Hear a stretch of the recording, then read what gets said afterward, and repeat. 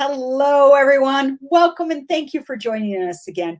I'm Diane from Kent District Library's Programming Department, and I'm so excited to be sharing with you this fall this series of videos that is created by the Library of Michigan for the 2021 Michigan Notable Book Award winners.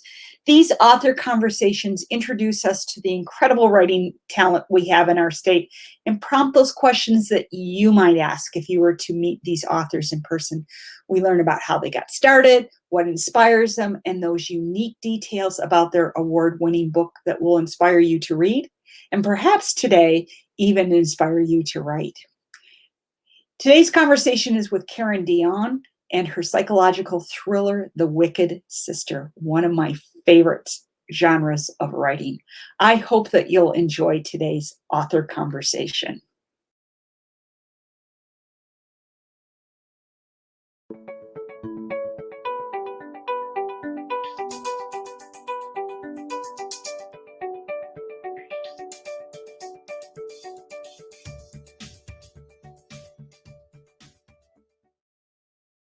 Good morning, everyone. This is Tim Gleisner, Head of Collections at the Library of Michigan, here with the Michigan Notable Books Program 2021, our virtual conversations today with the esteemed author, Karen Dion.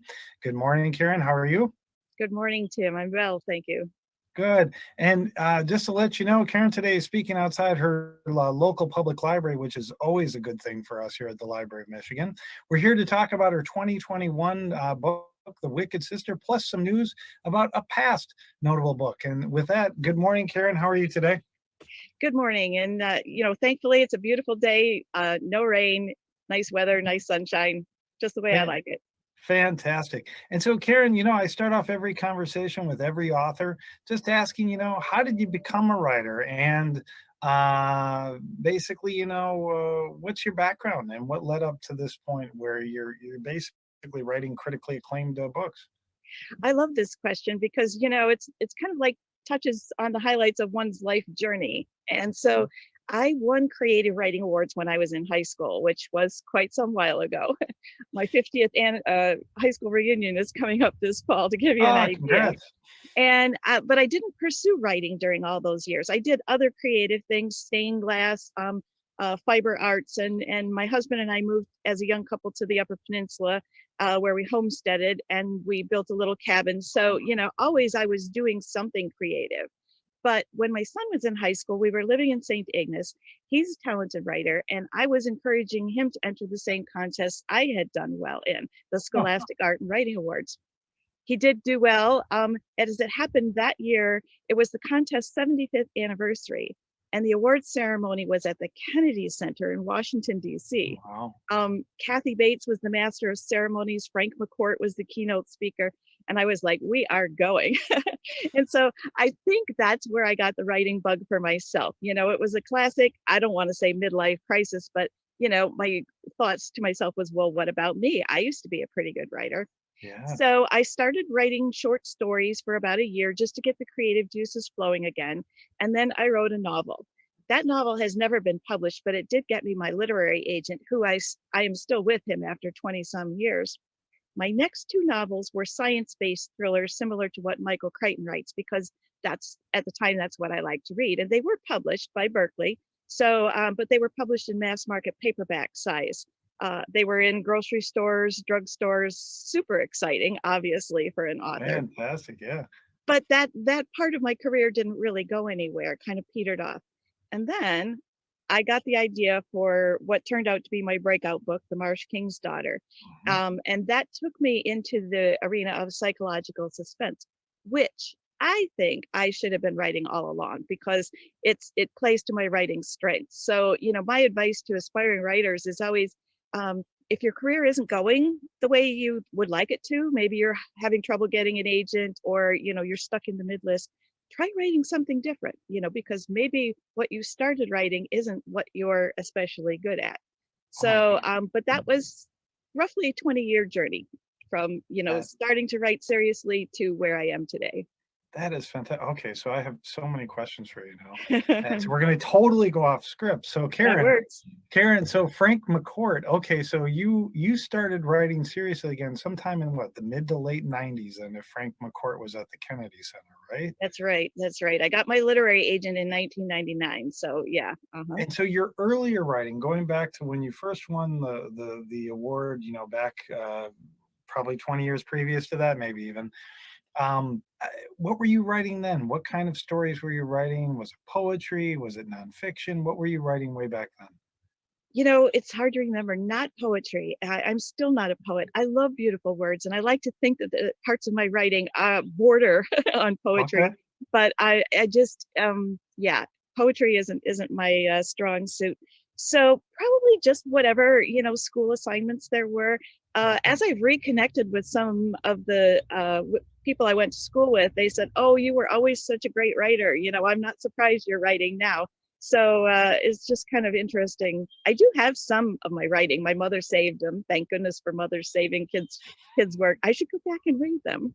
Oh, that's fantastic. And then, okay, so then, jump forward, you start writing these mass market paperbacks that are in the supermarkets and drugstores and such like that. I mean, uh, like, to be frank, I didn't even know you were writing that at that time. So what were these stories based upon? And did they have any relevance to what you're writing now for psychological thrillers? Well, I do think that's interesting because my first published novel is called Freezing Point, and it's set in Antarctica. I wrote it when I was living in St. Ignace, and I joke, I can write about ice and snow and cold, right? Right. And it was tagged as an environmental thriller because it has a strong environmental theme. I actually submitted it to the Michigan Notable Books program and it wasn't recognized. So, Okay. that tells you where it fell. It was a good book. It sold, it did well, but it wasn't of the caliber that would make it stand out, as part of the Michigan Notable Book program. And then Okay. the next book was called, it was set at Chichen Volcano in northern Patagonia, Chile, where I actually went for research, which was one of the coolest things a writer can ever do is go to some exotic place for research. And I used the volcanic eruption at Chichen Volcano as the setting for the book. So I was there a year after the volcano erupted. It was still on red alert. There were, like 25 or so small earthquakes in the vicinity of the volcano that day. I found an English speaking guide who arranged lodging for me in the town, and he took me to the newly formed dome of the volcano. Like I say, super cool. But that book, and so that was also an environmental thriller. But publishing is a business. It did not do as well as Freezing Point, and that was the end of my string of environmental thrillers. It was called Boiling Point, by the way, because of course. Of course. So, it leads to the next question, like, why do you write? I mean, you had this epiphany when your son entered the program 20 some years ago. What is this need, and what are you trying to get out? Is it even that, or even like, how do the ideas come to you? Let's, all that together. Yeah, I've given this some thought. I think writing is all about communication. Whether you're writing an email to someone or you're writing, nonfiction or you're writing fiction, it's about taking, the ideas that are in one person's head and, conveying that idea to another. And with fiction especially, I believe fiction is primarily entertainment, and then below the entertainment level, I like to, write something that's meaningful, something that resonates with people, makes them think, what would I do if I was in that situation? Or, the kind of book that sticks with people for a while. I Sure. adore fiction. And so, that's how I came to writing fiction. So I think that's why I write. I want to communicate with readers. So, it leads to the next question for me is, how often and quite frankly, how do you come up with the ideas? I mean, are you just sitting there and suddenly like, I'm going to write about that? I mean, like, seriously, like, are you staring at a tree and it suddenly just enters your head? Like, what happens? Pretty much that. So, the Marsh King's Daughter, I woke up in the night with the first sentences of the book fully formed in my head.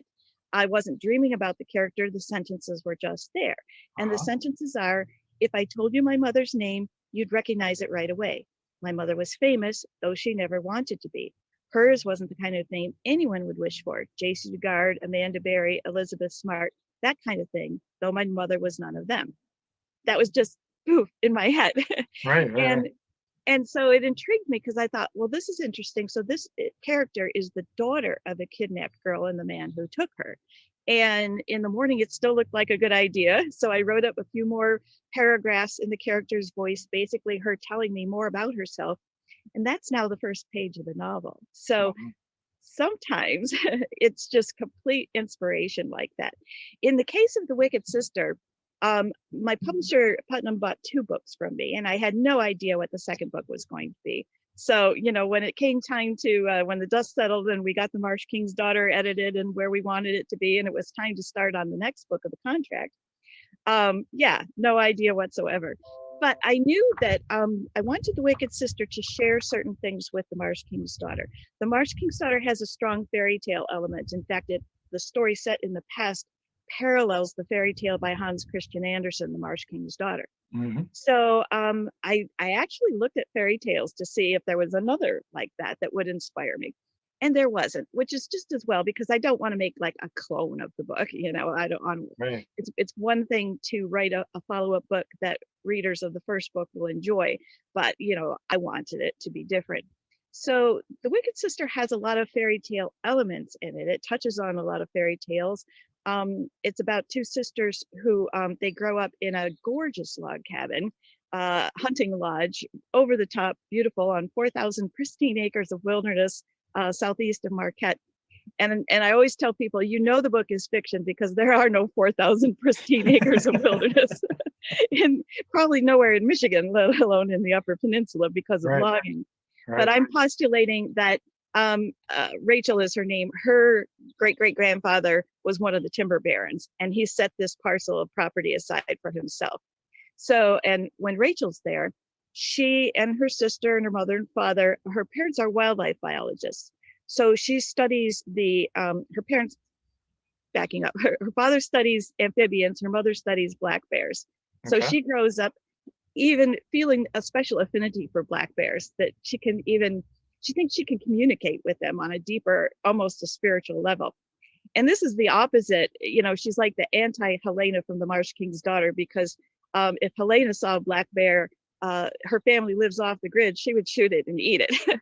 So in some respects, getting the idea for The Wicked Sister was looking at what was in The Marsh King's Daughter and, turning it on its head. Okay. But I do think it shares a lot of themes with The Marsh King's Daughter, in that both protagonists in both books, they have something tragic in their past that they have to overcome as an adult.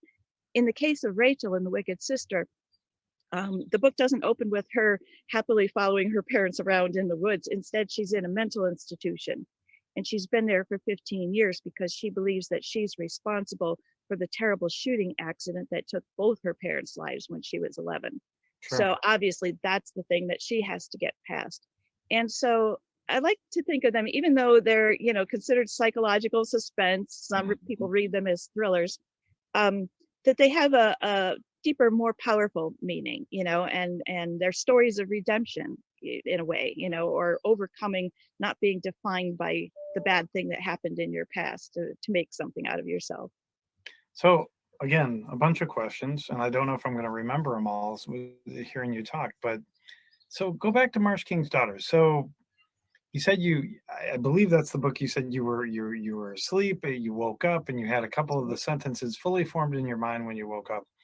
Did you know when you woke up this is going to be a psychological suspense? And what is it about that genre? Because I mean, obviously this is something that's working for you. What is it about that works for Karen Dion? Does that Yeah, make sense? That's what I'm it asking. does. I mean, Yeah, that's a great question.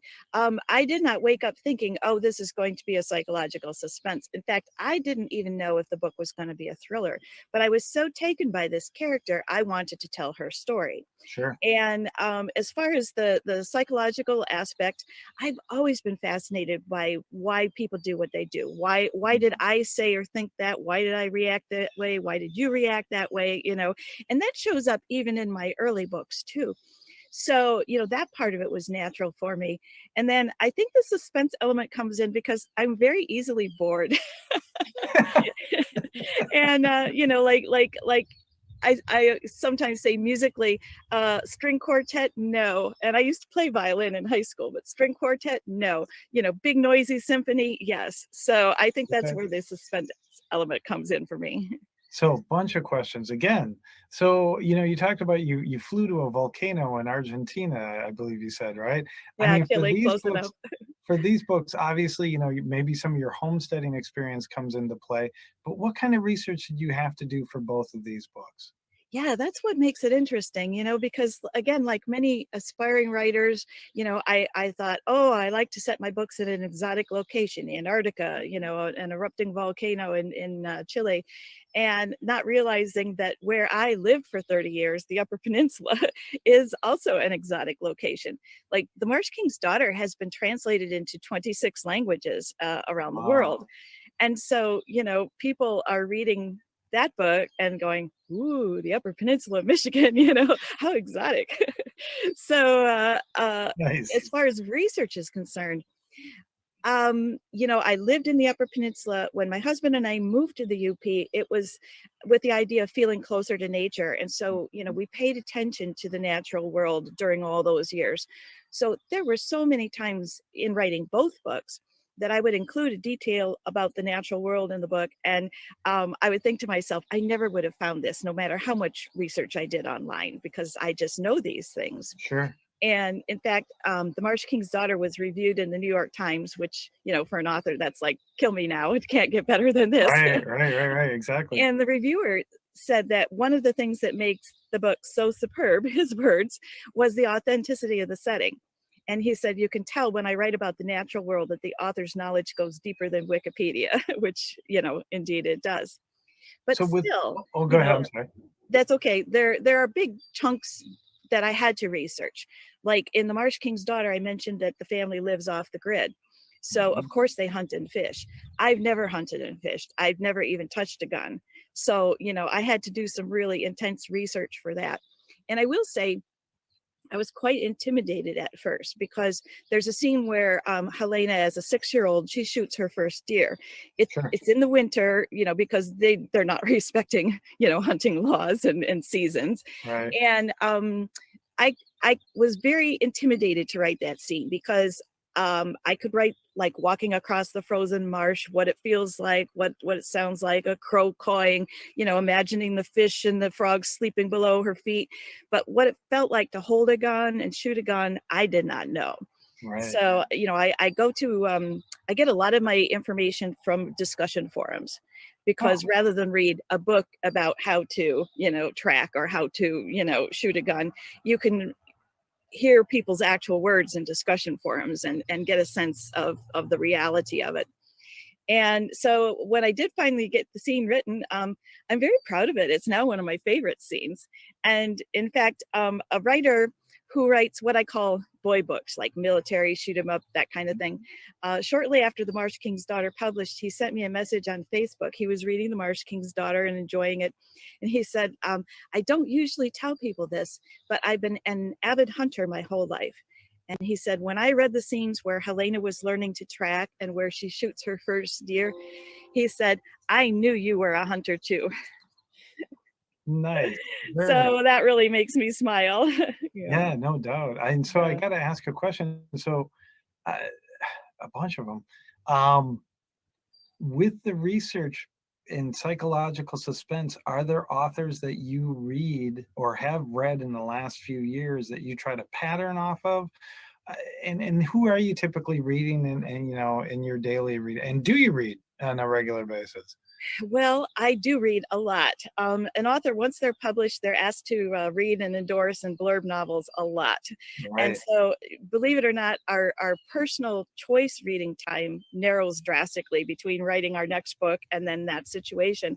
So, in my case, when I have a choice of books, I like to read outside my genre. I like to read books that have been won or nominated major prizes like the National Book Award or Pulitzers, and because I call it reading up. Not, not that there's anything wrong with genre writing, but I want to read books that inspire me to become a better writer. And there's a reason that these books won awards. I look at the list of the Michigan notable books because, that's basically a curated list, right?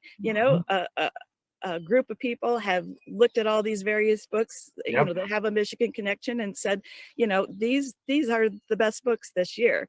So that's what I do for my own personal reading.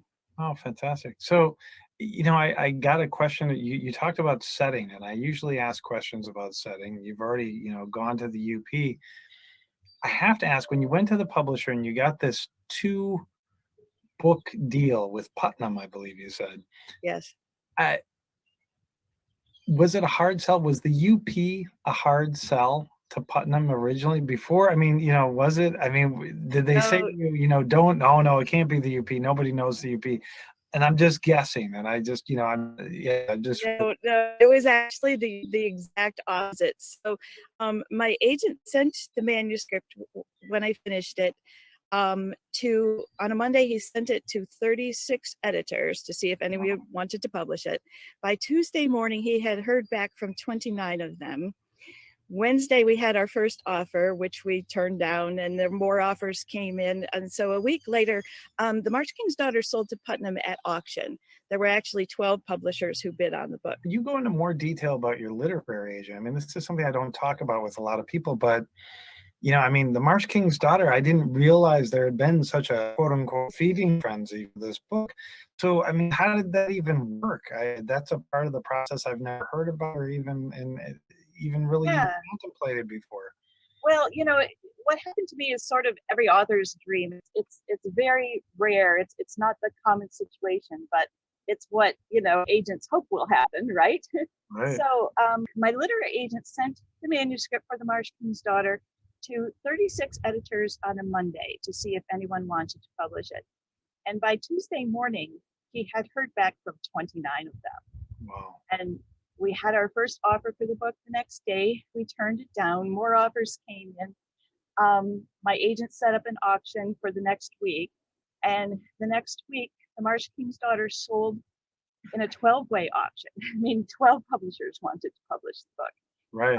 So that was pretty exciting times. And meanwhile, in that week, my agent was setting up phone calls with me, with editors, to see if we clicked, because it isn't just about the money. It's about the person you're going to be working with and, developing a relationship with.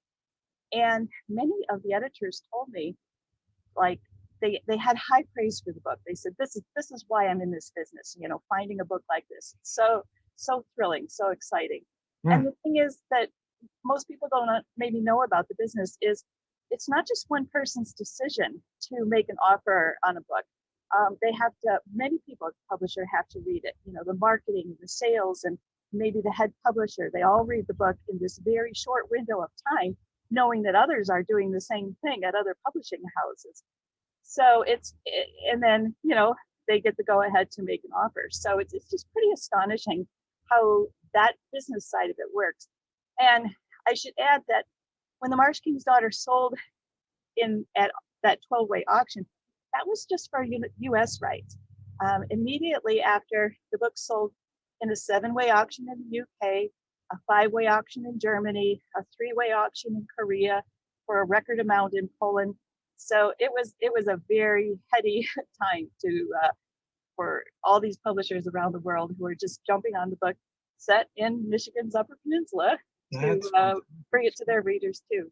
I gotta ask, I mean, like you say heady, but I would think almost vulnerable too. I mean, I would just, to be honest with you, I would be scared, and I don't know about other people, but I mean, did you feel vulnerable when you talk about, because it almost feels like you make it sound like with all the multiple people at the publisher, like a job interview. I mean,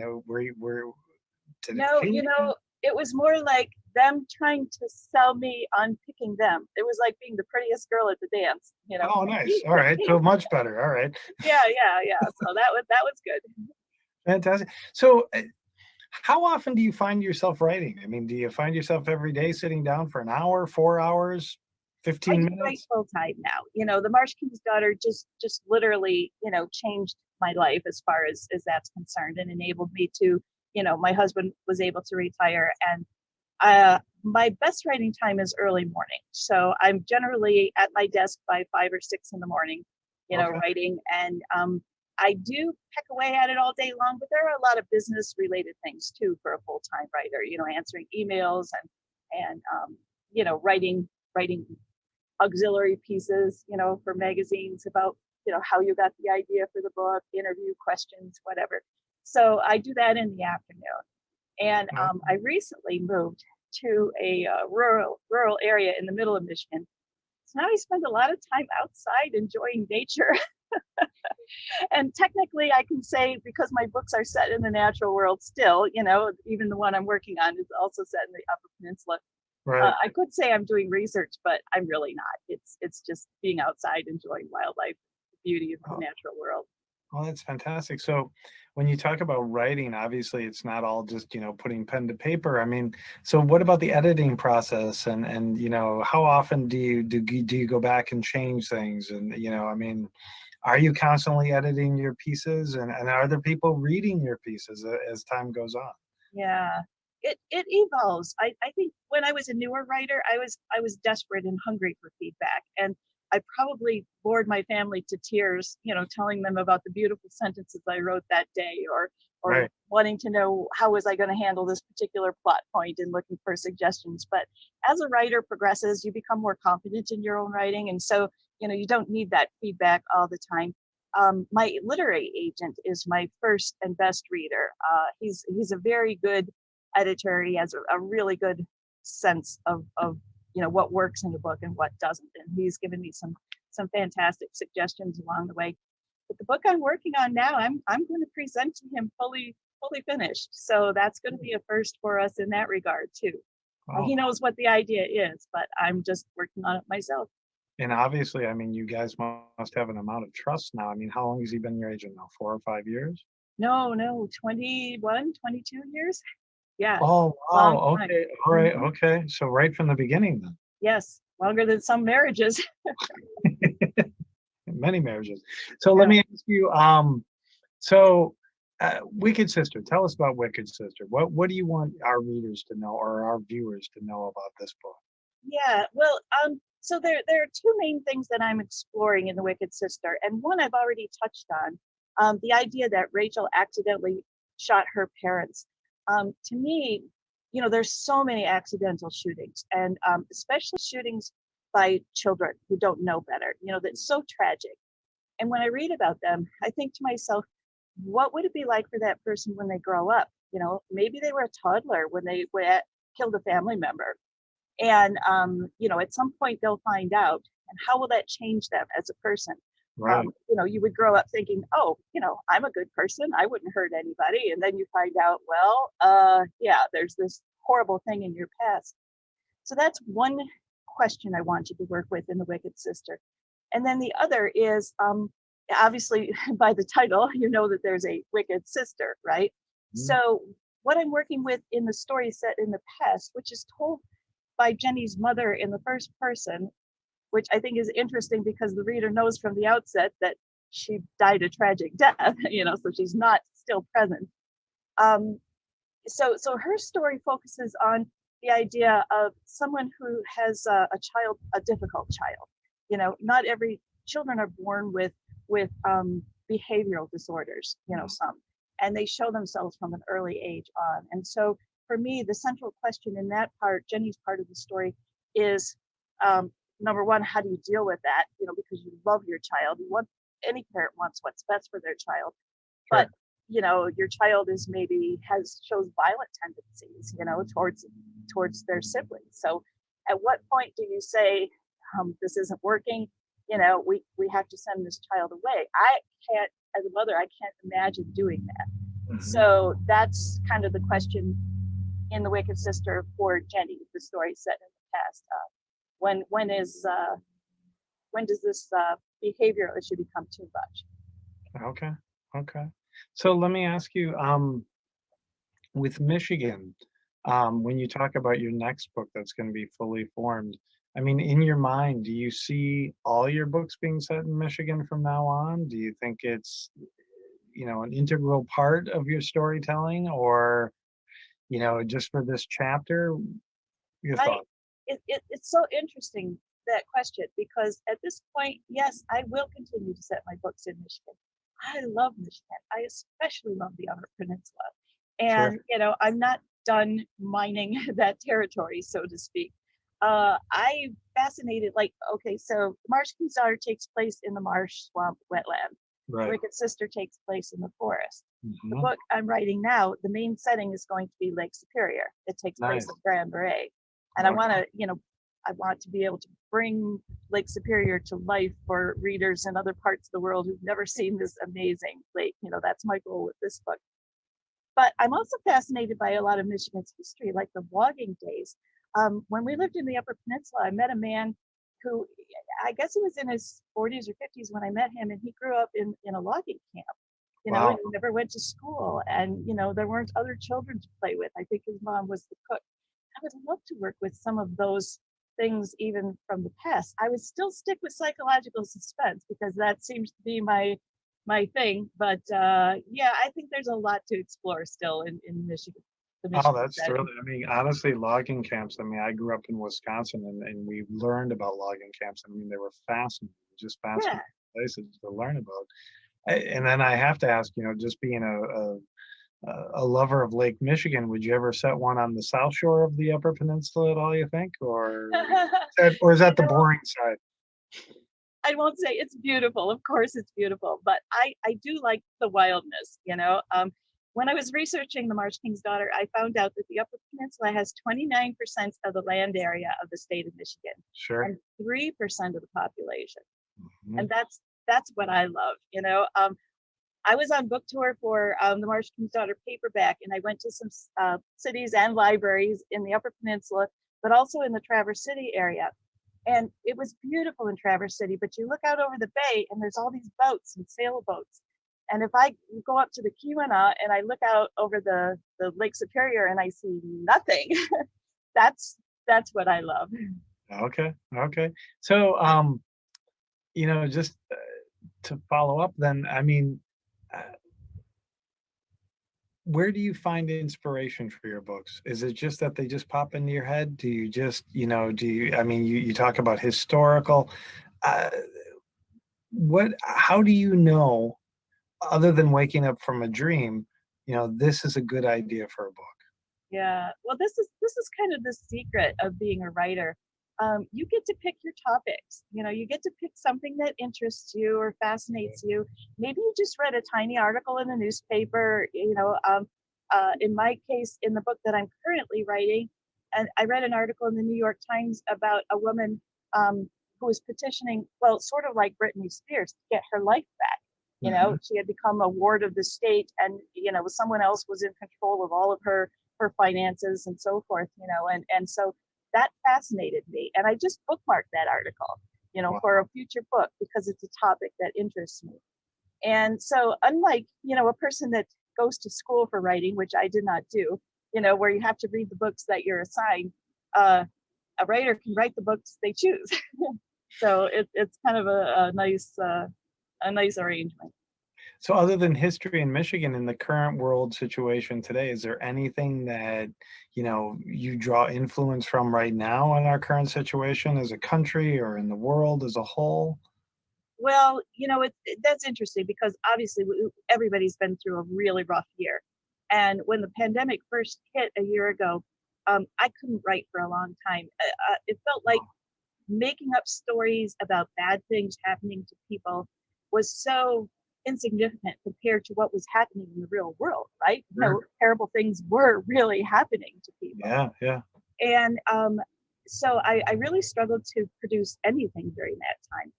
Interestingly, what got me out of that funk was read a book that I had been sent to read with a view to offering an endorsement.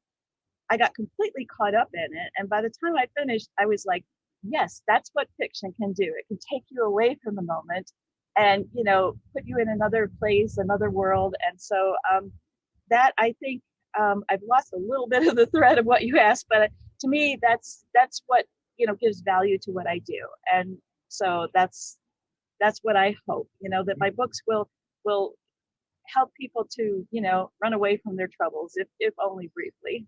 No, you didn't lose the thread at all. You answered it beautifully. So, uh, you know, for The Wicked Sister, what is your favorite aspects of this book? Characters, pieces, chapters? What do you think is I love the story set in the past. I love Jenny's story.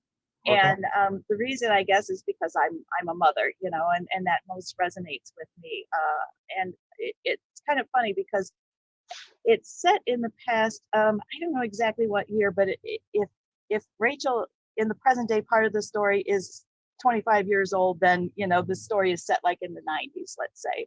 Okay. But my editor had to call me out on it because I had so many references like as if it was the present day, and I think it's because I got so caught up in writing um, the mother's part of the story, Jenny's part of the story. I forgot this was supposed to be set in the 90s. So that is the part I think that most resonates with me. Okay, and I am coming to the end of the questions, but I there's one that keeps and it's going to hound me. You're an international bestseller now. Your book has been published in all these countries, and I am fascinated. Do you get questions about Michigan and the Great Lakes? Because I do know that people who come to the Great Lakes for the first time, they never are prepared for the expanse of the Great Lakes. Do you get questions about I don't even know what the questions would be, but do Yeah. you get questions from foreign readers about that? Well, you know, I get questions, not so much questions as comments from readers in other parts of the world about how it sounds so beautiful and they want to go there. Oh, You nice. know, and if you even have planned trips to the Upper Peninsula as a result of reading my novels, which you know is pretty mind-boggling to think that you know I brought it to life to that extent. But I think the thing about fiction is you're creating that world as if it was real. Sure. So I do feel like my setting is accurate. But if this were science fiction and it was set in space and another planet, you know, that within the context of that book, the author's job is to make that world seem real. So you know, there is that aspect. Uh, when you write a book, when you set it, you have to convey it as if it was real. I've got the advantage because I lived in the Upper Peninsula for 30 years, so Yeah, it's easy for me. fantastic. And Yeah. so what does it mean for you? You lived in the UP, now you're living in Central Michigan. What does it mean for you to be selected as a Michigan Notable Book Author? Oh, it means so much. I can't begin to tell you because um, you know, yes, my books have been bestsellers in other parts of the world, but we know that there are bestsellers that aren't particularly well written, right? You know, they're bestsellers for other reasons. Sure. And so, you know, to have the quality of the book recognized by the Library of Michigan, and you know, I know that the committee is very discerning. It just means so much to me to have had both my psychological suspense selected as Michigan notable books, and now it sets a challenge for the next book. You know, have to write it, do a good job with it. Fantastic. So, well, thank you so much for being with us today, Karen. Do you have anything else you'd like to add today? Well, just one other aspect of some of the cool things that have happened for the Marsh King's Daughter. Yeah, Right now, it's being filmed as a major motion picture. fantastic.